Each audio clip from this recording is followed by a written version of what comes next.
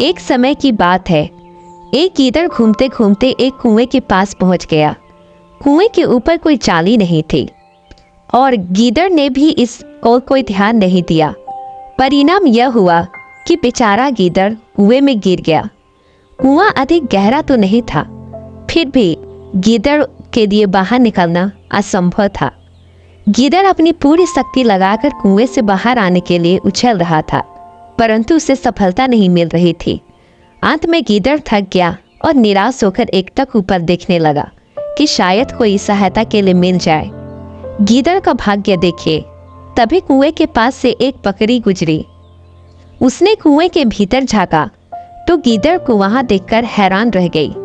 बकरी बोली, नमस्ते गीदड़ जी, आप कुएं में क्या कर रहे हो? गीदड़ ने उत्तर दिया, नमस्ते बकरी जी, मुझे यहाँ कुएं में बहुत मजा आ रहा है।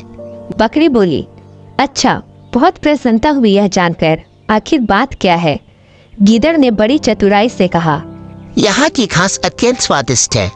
बकरी आश्चर्य से बोली, मगर तुम कब से घास खाने लगे?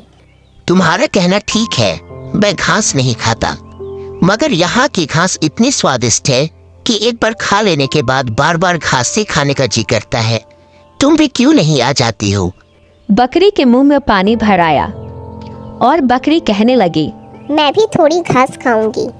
अगले ही क्षण बकरी कुएं में कूद गई, मगर जैसे ही बकरी कुएं के भीतर पहुंची, गीदड़ बकरी के पीठ पर चढ़कर ऊपर उछला और कुएं से बाहर निकल गया। और उसने कहा, वाह बकरी जी, अब आप जी भरकर घास खाइए, मैं तो चला। इस प्रकार वह चतुर गीदड़ बकरी का सहारा लेकर खुद तो कुएं से बाहर आ गया, लेकिन बकरी को कुएं में ही अकेले छोड़ दिया।